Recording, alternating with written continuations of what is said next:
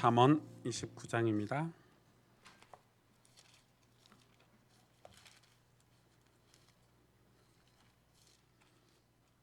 우리는 금요일 밤마다 지금 잠언을 함께 살펴보고 있습니다. 잠언 29장 1절에서 27절 제가 읽어드리겠습니다. 대신 봉독합니다. 자주 책망을 받으면서도 목이 곧은 사람은 갑자기 패망을 당하고 피하지 못하리라. 의인이 많아지면 백성이 즐거워하고 악인이 권세를 잡으면 백성이 탄식하느니라. 지혜를 사모하는 자는 아비를 즐겁게 하여도 창기와 사귀는 자는 재물을 잃느니라. 왕은 정의로 나라를 견고하게 하나 뇌물을 억지로 내게 하는 자는 나라를 멸망시키느니라. 이웃에게 아첨하는 것은 그의 발 앞에 그물을 치는 것이니라. 악인이 범죄하는 것은 스스로 올무가 되게 하는 것이나 의인은 노래하고 기뻐하느니라. 의인은 가난한 자의 사정을 알아주나 악인은 알아줄 지식이 없느니라. 거만한 자는 성읍을 요란하게 하여도 슬기로운 자는 노를 그치게 하느니라. 지혜로운 자와 미련한 자가 다투면 지혜로운 자가 노하든지 웃든지 그 다툼은 그침이 없느니라. 피 흘리기를 좋아하는 자는 온전한 자를 미워하고 정직한 자의 생명을 찾느니라. 어리석은 자는 자기의 노를 다 드러내어도 지혜로운 자는 그것을 억제하느니라. 관원이 거짓말을 들으면 그의 하인들은 다 악하게 되느니라. 가난한 자와 포악한 자가 섞여 살거니와 여호와께서는 그 모두의 눈에 빛을 주시느니라. 왕이 가난한 자를 성실히 신원하면 그의 왕위가 영원히 견고하리라. 채찍과 꾸지람이 지혜를 주거늘 임으로 행하게 버려둔 자식은 어미를 욕되게 하느니라. 악인이 많아지면 죄도 많아지나니 의인은 그들의 망함을 보리라. 내 자식을 징계하라. 그리하면 그가 너를 평안하게 하겠고 또 내 마음에 기쁨을 주리라. 묵시가 없으면 백성이 방자히 행하거니와 율법을 지키는 자는 복이 있느니라. 종은 말로만 하면 고치지 아니하나니 이는 그가 알고도 따르지 아니함이니라. 내가 말이 조급한 사람을 보느냐 그보다 미련한 자에게 오히려 희망이 있느니라. 종을 어렸을 때부터 곱게 양육하면 그가 나중에는 자식인 채 하리라. 노하는 자는 다툼을 일으키고 성내는 자는 범죄함이 많으니라. 사람이 교만하면 낮아지게 되겠고 마음이 겸손하면 영예를 얻으리라. 도둑과 짝하는 자는 자기의 영혼을 미워하는 자라. 그는 저주를 들어도 진술하지 아니하니라. 사람을 두려워하면 올무에 걸리게 되거니와 여호와를 의지하는 자는 안전하리라. 주권자에게 은혜를 구하는 자가 많으나 사람의 일의 작정은 여호와께로 말미암느니라. 불의한 자는 의인에게 미움을 받고 바르게 행하는 자는 악인에게 미움을 받느니라. 아멘.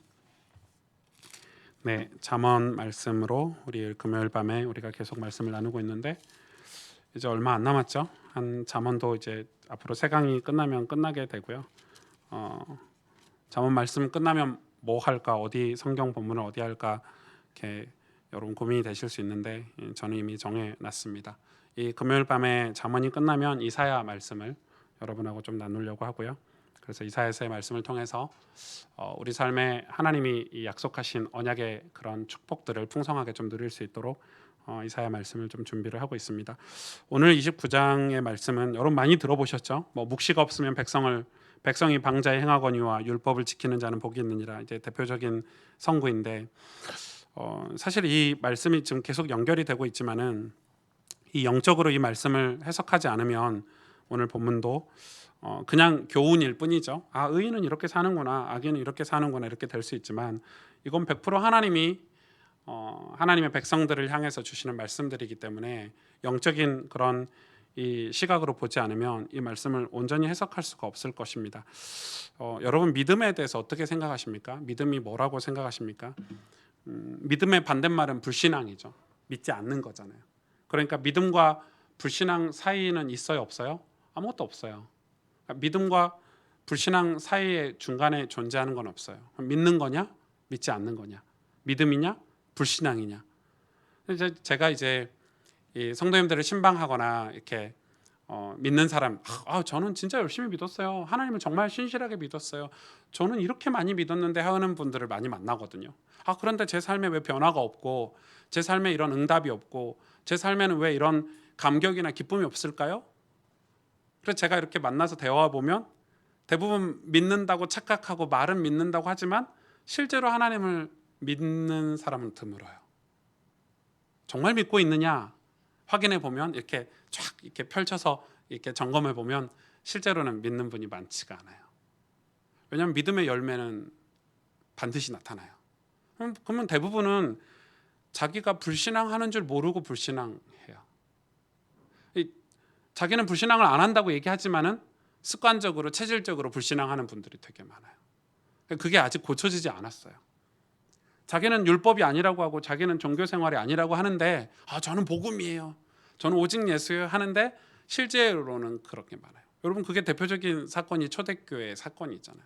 초대교회 얼마나 복음을 많이 들었어요. 뜨거웠어요. 막 3,000명, 5,000명 하나님이 부어주시는 축복들 다 경험했는데 하나님이 이방인에게 복음을 전하려고 고넬료 집에 이 베드로를 보냈죠. 가서 보니까 그 엄청난 복음의 사람인 베드로가 이 복음을 전할 수 없다고. 왜냐하면 오랫동안 이방인에게 복음 전하는 이방인은 하나님 택한 백성이라고 생각하지 않은 거예요. 그러니까 그런 오랜 관습과 전통 습관에 매여 있던 베드로가 복음을 전하지 않겠다고 거부했어요. 그래 하나님이 꿈을 통해서 아니라 해서 베드로가 복음을 전했는데 고넬료 집에 있는 하인까지 다 회개했잖아요. 근데 그게 끝난 게 아니에요. 그리고 가서 예루살렘 교회 가서 본교회 가서 이 사건을 말했더니 난리가 났어요. 아마 요즘 같으면 뭐 베드로 치리 당했거나 뭐 추방당했거나 어떻게 이방인에게 복음을 전할 수 있나? 하나님이 하시는 일인데도 그렇게 우리는 우리의 체질이나 우리의 습관이나 우리의 오랫동안 죄의 죄의 삶을 살았기 때문에 이 믿음, 하나님을 정말 믿느냐 했을 때 그래서 하나님이 우리를 그 히브리서의 말씀에 징계를 통해서 참 아들은 징계를 통해서 우리를 고치시고 우리가 정말 하나님을 믿는지 정말 예수 그리스도를 통해서 하나님 온전히 의지하고 바라보고 있는지 거의 저는 정말 그런 분들 많이 봤어요. 믿는다 했는데 삶의 변화. 여러분 믿음의 결국 열매는 구원 아닙니까? 그렇죠? 믿음의 결국은 구원인데 왜 인생을 신실하게 신앙생활 했다고 하는데 그 끝은 구원이 아닐까? 믿지 않아서 그렇죠. 뭐 믿은 척했거나 뭐 껍데기를 믿었거나 아니면 종교생활 했거나. 그래서 여러분 믿음의 반대를 제가 왜 불신앙이라고 설명을 하냐면 불신앙의 결과는 여러분 끔찍해요. 믿지 않는 사람의 결과는 끔찍해요. 믿지 않으면 구원을 못 받아요. 믿지 않으면 여러분 천국에 못 가요. 쉽게 얘기하면. 불신앙의 결과는 재앙이고 저주고 지옥이잖아요. 그래서 여러분 믿음이 없다는 것은 엄청나게 끔찍한 일이에요. 믿지 않는다는 것은 엄청나게 큰 사건이에요. 근데 우리는 생각하잖아요.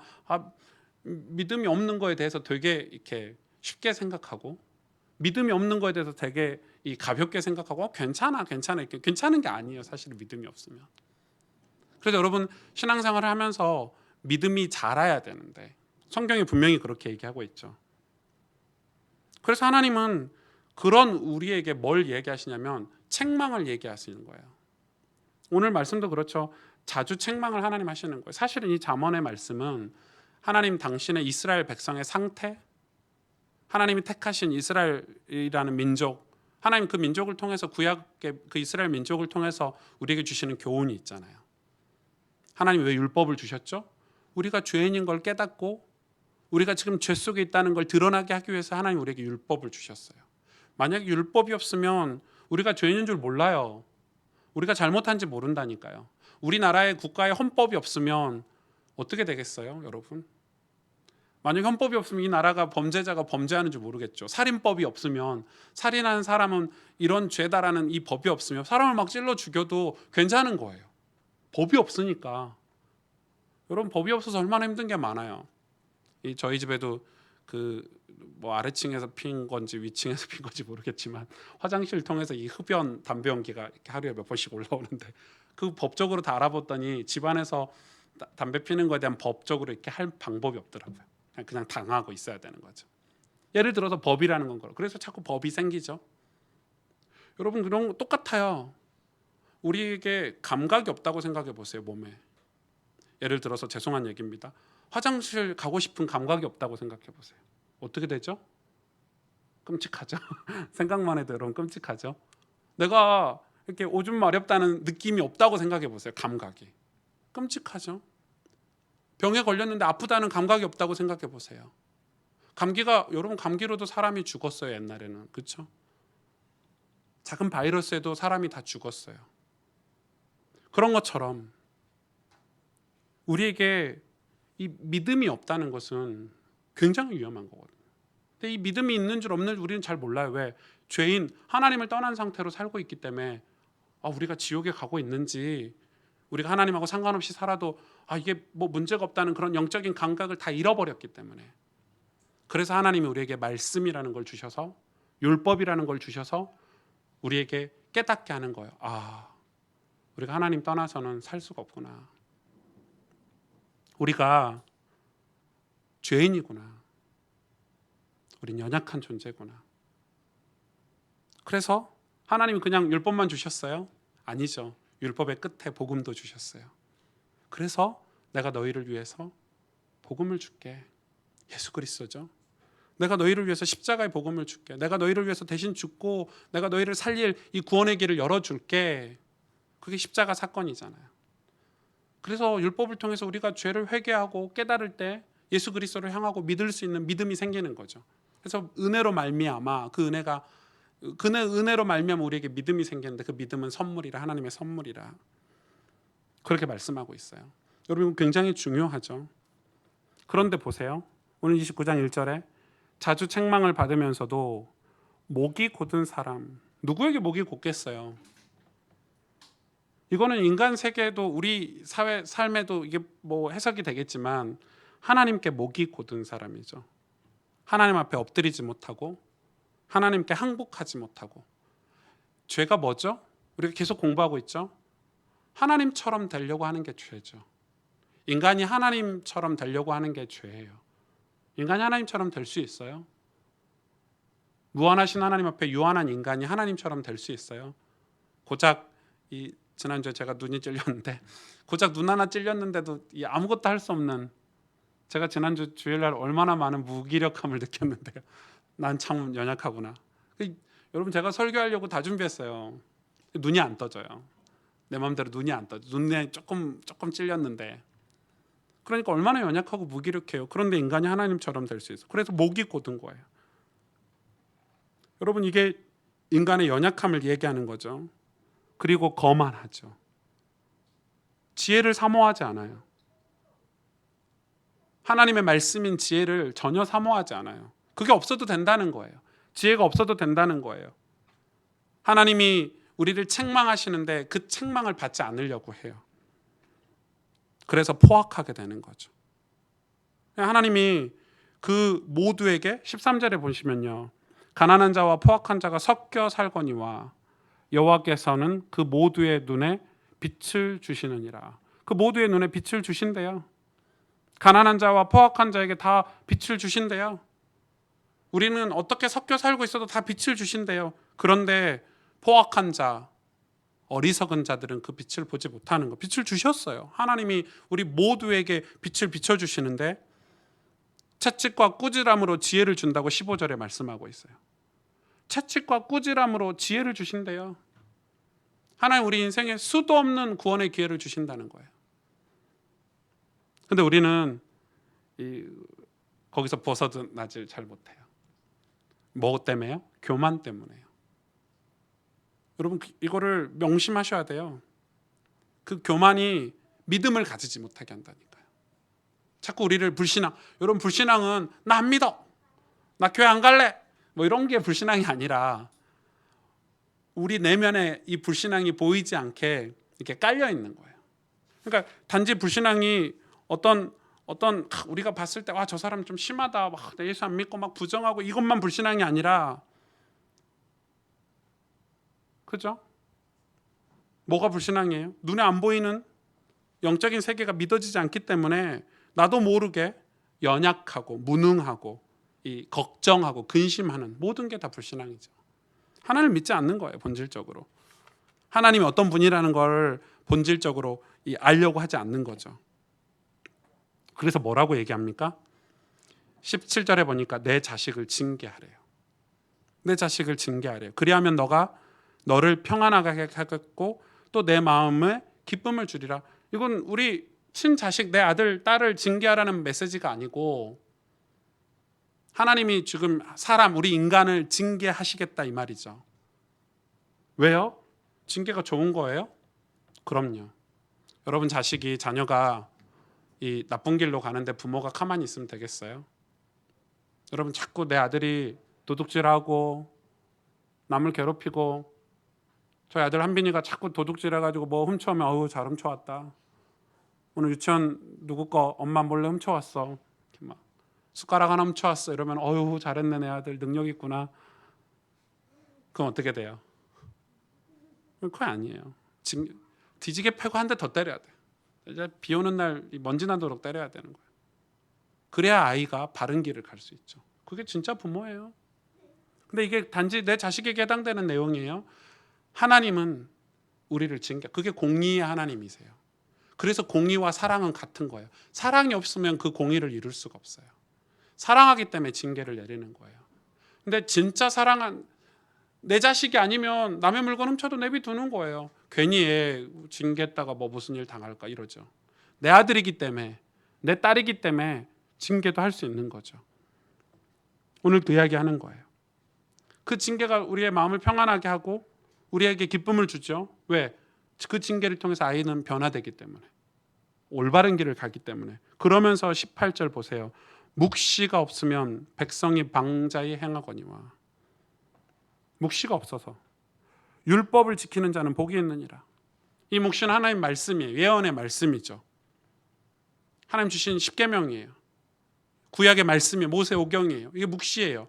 묵시는 정확히 말하면 그 말씀을 통해서 주시는 깨달음을 얘기해요.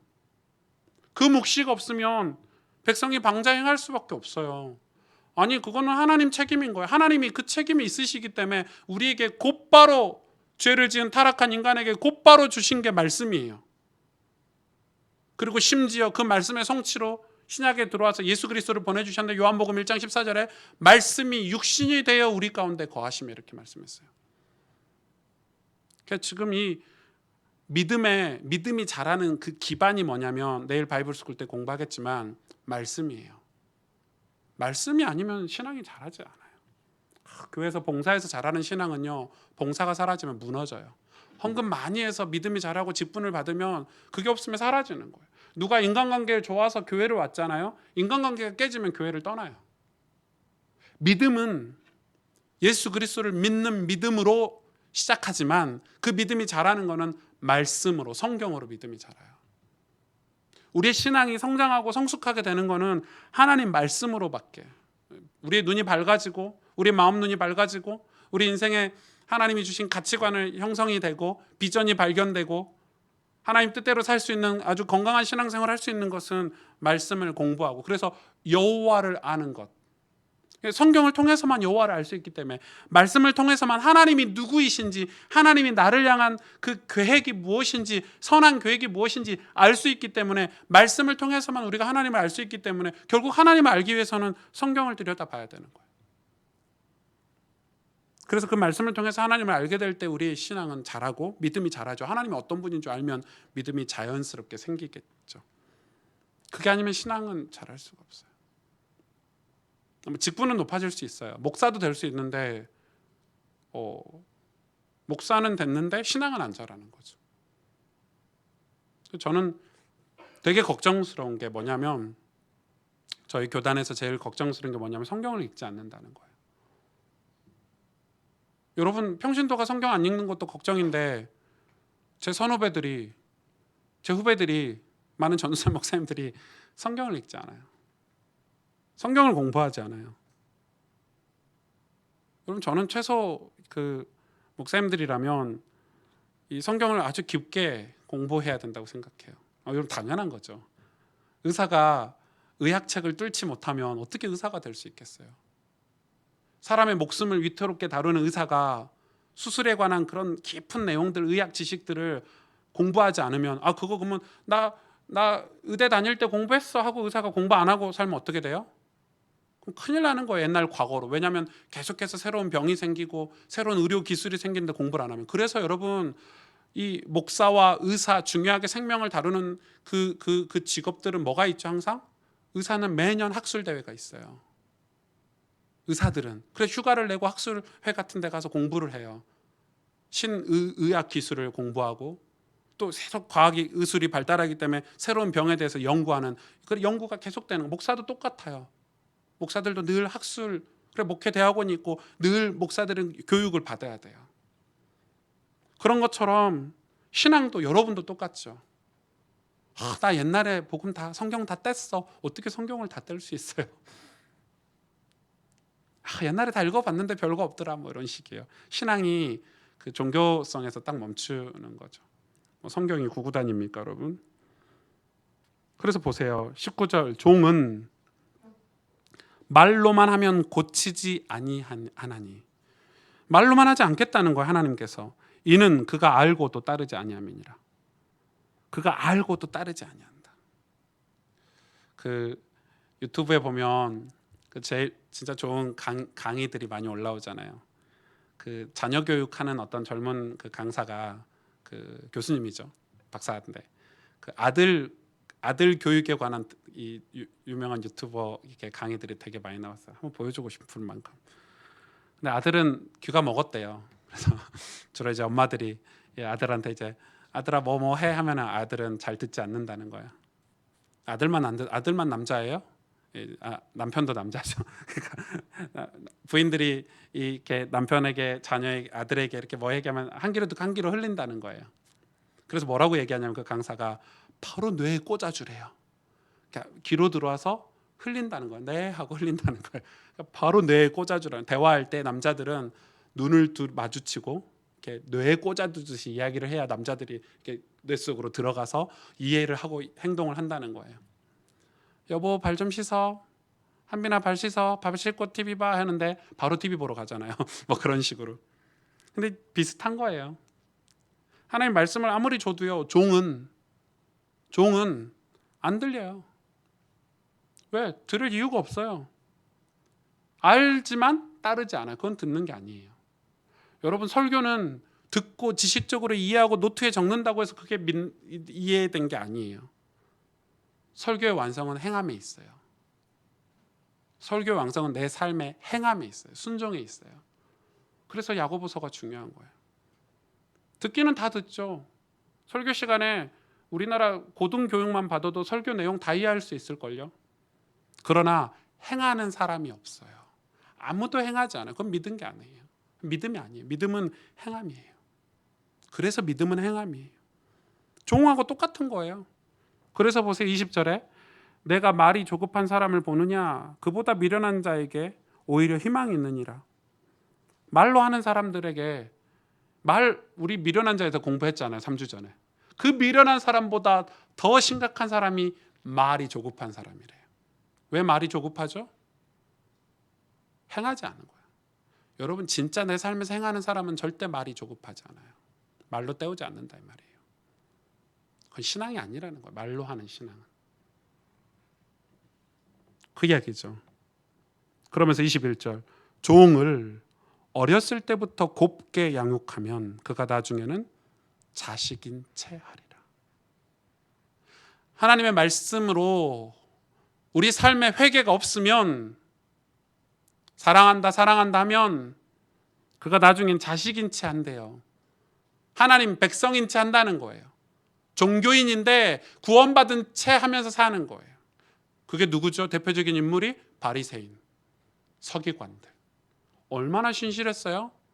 여러분 쌀 한 톨 한 톨 나눠서 11조한 백성 유일한 바리새인들. 지금도 얼마나 거룩한지 하루에 5번씩 기도를 하고요. 얼마나 신실한지. 그런데 예수님이 그 바리새인들 보고 뭐라고 그랬죠? 바리새인들이 기도하니까 예수님 뭐라고 그랬죠? 나 너희들이 누군지 몰라. 추수할 때 너희들의 이름을 기억할 수 없어. 막 뜨겁게 기도하니까 나 너희들의 기도를 듣지 않아. 오히려 저 숨어서 기도하는 종의 기도, 하인의 기도를 오히려 하나님께서 들으셔. 예수님이 하신 말씀이에요. 회칠한 무덤아, 이렇게 얘기했어요. 독사의 자식들아, 이렇게 얘기하셨어요. 그렇게 신앙생활 스스로 잘한다고 교만하고 11조를 드렸어요. 나는 성전을 건축했어요. 하나님 보실 때는 그거 보시지 않는다는 거죠. 하나님은 그런 걸로 신앙을 판단하지 않으신다는 거예요. 종이 어렸을 때부터 곱게 양육됐다는 말은 우리 마음대로, 우리 뜻대로, 내 마음대로 산다는 거죠. 그럼 나중에는 자식인 채 하게 되는 거예요. 자식인 채하고 자식은 다르죠. 왜냐하면 히브리서에 말씀하고 있잖아요. 사생자는요, 하나님 관심 없으세요. 진짜 참 아들, 참 딸, 진짜 자녀는 하나님 징계를 주신대요. 사랑하니까. 죄악 속에 살도록 그대로 두시지 않겠다는 거예요. 어둠 가운데 살도록, 재앙과 저주 가운데 살도록 하나님 당신의 백성들을 그냥 두시지 않겠대요. 그런데 자꾸 교회가 교회만 다니면 축복받습니다. 예수 믿으면 잘 됩니다. 자꾸 이렇게 설교하니까 갈수록 성도들은 하나님 말씀을 공부하려고 하지 않고 조금 힘들고 징계 이런 거 싫어하고 자꾸 하나님 앞에 엎드리고 무릎 꿇는 걸 귀찮게 생각하고 한국 교회가 다 변질되고 타락해 버렸다니까요. 서비스 업체가 돼 버렸어요, 교회가. 마치 영화극장 시설 좋은 교회 가가지고 저희도 의자도 좋고 좋은 거 놓겠지만 편의 시설을 이렇게 준비 안 할 수 없지만은 자꾸 그런 게 신앙의 중요한 목적이 돼 버렸어요. 그래 주일날 1시간 예배드리면 신앙생활 다 한 줄 알아요. 아니요. 하나님 불꽃 같은 눈동자로 우리를 지켜보고 계세요. 가난한 자와 포악한 자가 섞여 살거니와 여호와께서 그 모두의 눈에 빛을 주시느니라. 하나님 다 지켜보고 계세요, 우리를. 신앙은 결과가 아니고 과정이에요. 아닙니까? 맞죠? 하나님 살아계시기 때문에. 그 믿음이 있다면, 하나님이 살아계시고 하나님 우리의 주권자라는 믿음이 있다면 우리의 삶은 신실해야 돼요. 결과가 아니에요. 그러면서 보세요. 그런 사람들은 자꾸 다툼을 일으키고 성을 내고 노를 바라죠. 그런 내용들이 22절, 23절 쭉 나와 있어요. 그리고 도둑과 짝하고, 여기서 도둑과 짝하, 도둑은 뭘 상징하죠? 사단 마귀를 상징하죠. 도둑질하고 노략질하고 자꾸 그 사단 마귀와 짝하게 돼요. 어떤 사람은요? 징계를 받지 않은 사람은. 그러니까 징계를 안 받으면 하나님 앞에 갈 수가 없어요, 여러분. 어떻게 징계가 없이 예수님을 믿을 수 있어요? 어떻게 징계가 없이 우리 죄를 회개할 수 있고 돌이킬 수 있어요, 여러분? 율법이 없으면 구원 못 받는다니까요, 여러분. 율법이 없으면 죄를 볼 수가 없는데요. 예수님 못 믿어요, 율법 없으면. 그러니까 보세요. 24절 한 번만 보실래요? 24절. 아무리 시간이 없지만 도둑과 짝하는 자는 자기의 영혼을 미워하는 자라. 그냥 막 사는 거예요. 영혼이 있다는 걸 믿지 않으니까 내 영혼 어떻게 되든 상관없는 거죠. 그러니까 도둑과 짝하는 거예요. 악한 무리들과 짝하는 거예요. 그는 저주를 들어도 진술하지 않는데요. 야, 사단 마귀의 종은 지옥에 가. 아무리 얘기를 해도요, 저주를 이야기해도요, 진술하지 않아요. 그건 무슨 말이죠? 믿지 않는다는 말이에요. 그러면서 25절 보세요. 사람을 두려워하면 올무에 걸리게 되거니와 여호와를 의지하는 자는 안전하니라. 26절 주권자에게 은혜를 구하는 자가 많으나 사람의 일의 작정은 여호와께로 말미암느니라. 내일 작정에 대해서 공부를 좀 할 건데요. 섭리, 작정. 작정은 때에 따라 때때로 하나님이 인도하시다는 뜻이 있죠. 이 작정이란 단어 자체의 뜻이. 하나님이 때때로 이 인도하시는 것은요, 하나님께 있어요. 하나님의 손에 있어요. 그게 작정이에요. 우리가 아무리 계획을 세우고 노력해도요, 우리 마음대로 안 되는 게 인생이에요. 그런데 자꾸 우리를 사람을 두려워한단 말이에요. 어리석은 자는, 교만한 자는 사람을 이 눈치를 봐요.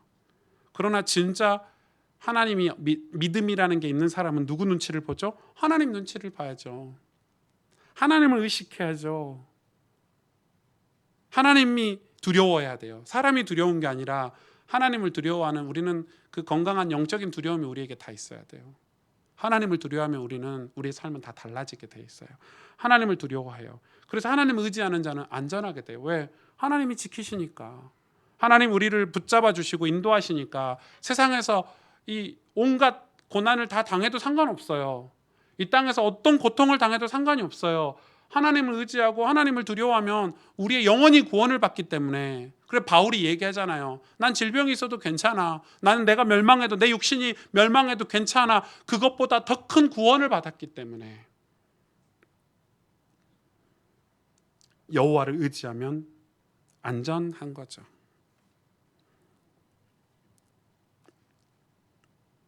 여러분, 불신앙은 믿음이 없는 사람들, 그러니까 즉 불신앙한 사람들은 자꾸 인본주의를 쓰죠. 그리고 잔머리를 굴리게 돼요. 그리고 막 속이 답답해요. 답답하니까 잔머리를 쓰고 인본주의를 쓰고. 왜? 믿지 않아요. 하나님을 본질적으로 믿지 않아요. 하나님 믿지 않기 때문에 자꾸 그렇게 되는 거예요. 이거 여러분, 오늘 이 잠언의 말씀을 조금 여러분하고 이렇게 나누는데 굉장히 중요하죠. 그래서 어떻게 돼야 되냐면요, 우리 삶에는 늘 회개라는 게 있어야 돼요. 회개가 없는 삶은 신앙이 건강할 수가 없어요. 회개는 막 눈물 질질 짜고 막 어렸을 때 뭐 도둑질한 거 하나님 앞에 회개하고, 그 말이 아니에요. 회개는 하나님께 돌아섬을 얘기해요. 여러분, 자식이 나쁜 친구들하고 어울렸다가 다시 부모에게 돌아오고 얼마나 감동이 돼요? 맞죠? 그게 탕자의 비유예요. 우리는 매일 하나님께 돌아가야 돼요. 우리가 이 땅에 살고 있기 때문에 우리의 사명을 다하고 복음을 전하는 사명을 다하고 어쩔 수 없이 이 땅에 우리가 그 사명 감당하기 위해서 살고 있지만, 그래서 하나님은 우리에게 하나님께 돌아올 수 있도록 늘 말씀을 주신다는 거예요. 그리고 그렇게 할 수 있는 힘을 성령 하나님을 통해서 우리에게 도우시겠대요. 보혜사, 카운셀러 아닙니까, 영어로. 보혜사 성령께서 우리를 도우시겠대요. 그렇게 할 수 있도록. 뭘 통해서? 그럼 우리는 그래서 우리에게 중요한 건 뭐죠? 그래서 우리에게 중요한 거는 말씀이고 기도인 거예요. 그렇죠? 하나님 말씀으로 우리의 삶을 돌이켜야 되는데 그게 안 돼요, 잘. 성경만 읽어서는. 그래서 우리에겐 기도가 필요한 거예요. 기도 생활이 반드시 있어야 돼요, 신앙에는. 그런데 여러분 보세요. 우리 삶에 점차 뭐가 뺏기고 있죠? 성경 읽는 시간과 기도하는 시간이 점차 뺏기고 있죠. 아마 보시면 알 거예요. 100%예요. 여러분 인생이 뭔가 감동이 없고 구원의 감사와 감격이 없다면 100% 빼앗긴 게 뭔가 이렇게 점검해, 돈이 절대 뺏기지 않았을 거예요. 절대 뭐 이렇게 사회적인 지위가 뺏기지 않았을 거예요. 그거 뺏어가면 사단은 우리가 하나님 앞에 더 뜨겁게 기도하고 더 뜨겁게 하나님을 바라본다는 걸 알고 있기 때문에. 진짜 뺏어가는 건 뭐냐면 본질적으로 기도 시간을 뺏어가고, 막 잘 나가요, 막 성공하고 막 축복을 받아요. 그래서 뺏어가는 게 뭐죠? 기도예요. 그래서 하나님이 그때 우리에게 진짜 사랑하는 아들이란 뭘 주신다고요? 징계를 주신다는 거예요. 징계는 축복이에요. 그래서 징계를 통해서 우리가 깨닫는 거예요. 내 하나님을 깨닫는 거예요. 아버지 하나님을 깨닫는 거예요. 내가 하나님의 당신의 자녀이고 이 구원이 얼마나 귀하고 값지다는 걸 깨닫는 게 모든 우리 인생의 사람의 일의 작정이 다 하나님께서 온대요. 오늘 말씀에. 그러니까 이건 축복이죠. 그래서 잠언서의 이 고백은 우리가 바르게 산다는 의미로 이렇게 막 정직하고 막 이런 얘기를 하는데, 이게 다 영적인 얘기예요. 바르게 산다는, 하나님 앞에서의 바르게 산다는 정의는 다 하나님 앞에서 사는 걸 얘기하는 거예요. 우리 인생이 하나님 앞에서 살지 않고 어떻게 바르게 살 수 있겠어요? 바르게 사는 나는 사람 치고 바른 거 있어요, 여러분? 자기 생각에 바른 거지. 맞죠? 우리가 바르게 산다는 의미는 다 하나님 앞에서 살아간다는 거예요. 그리고 우리가 하나님 앞에서 살아가는 방법을 오늘 이 잠언서에서 한 가지 얘기를 하는 거죠. 말씀을 조금 정리하면, 우리가 믿음이 있습니까? 본질적으로 우리가 믿음을 가지고 있다면 우리는 여호와를 의지하게 돼 있어요. 근데 이 믿음이 없거든요. 믿음인 것처럼 하지만은, 그래서 이 믿음은 믿음을 가지려면 하나님 우리에게 회개를 주시고 징계를 주세요. 징계를 통해서 회개하게 하시는 거예요. 근데 종은 이걸 받지 않아요. 바리새인 이 서기관들은 그걸 받지 않았어요. 그들은 자신의 이익을 위해서, 잘 먹고 잘 사는 육신적인 것을, 축복을 위해서 종교 생활을 했던 거예요. 그러다 보니 진짜 구원, 정말 예수 그리스도를 보는 눈이 없었어요. 보이지 않아요. 그러나 징계를 통해서 회개하는 사람은 영적인 세계가 보이기 시작해요. 그가 사는 삶은 가치관이 달라요. 삶의 기준도 다르고요. 방법도 달라요. 비교 안 해요. 비교하는 삶을 살 수가 없어요. 내가 하나님께 받은 구원이 얼마나 큰데요. 뭘 누구하고 뭘 비교를 해요. 그래서 그 믿는 사람은, 그 믿음의 사람은 하나님을, 여호와를 의지하게 돼 있는 거예요. 사람을 두려워하지 않고 하나님을 두려워하는 거예요. 여호와를 의지한다는 단어 자체가 여호와를 두려워하기 때문에. 그 말은 두렵다, 의지한다 이런 개념이 아니죠. 하나님이 어떤 분인지 말씀을 통해서 깨달았기 때문에 의지하게 되는 걸 얘기하는 거예요. 그게 믿음이거든요. 하나님이 어떤 분인 줄 깨달았기 때문에 성령의 도우심으로 알기 때문에 두려운 거예요. 그건 좋은 두려움이죠. 깨닫는 거예요. 내 아들이 아빠의 능력을 깨닫게 되는 날 아빠를 존경하거나 아빠를 의지하거나 이렇게 되겠죠. 그걸 못 깨달으면 존경할 수 없고 두려워할 수가 없어요. 그렇죠? 깨닫는 거예요. 그걸 깨닫는 거예요. 그래서 그때 여호와를 의지하게 되고, 여호와를 의지하면 당연히 안전하죠. 하나님 우리를 사랑하시는데요. 하나님 우리를 죽기까지 사랑하셨는데요. 여러분 오늘 이 짧은 시간의 말씀을 가지고 또 여러분 응답을 받으시면 좋겠고요. 우리가 방학 때 하는 훈련, 지금 그 바이블스쿨 어른들을 위한 성경학교를 하고 있는데 내일 이제 이런 내용들을 조금 디테일하게 좀 다루는 시간을 좀 가지도록 하겠습니다. 함께 기도할까요?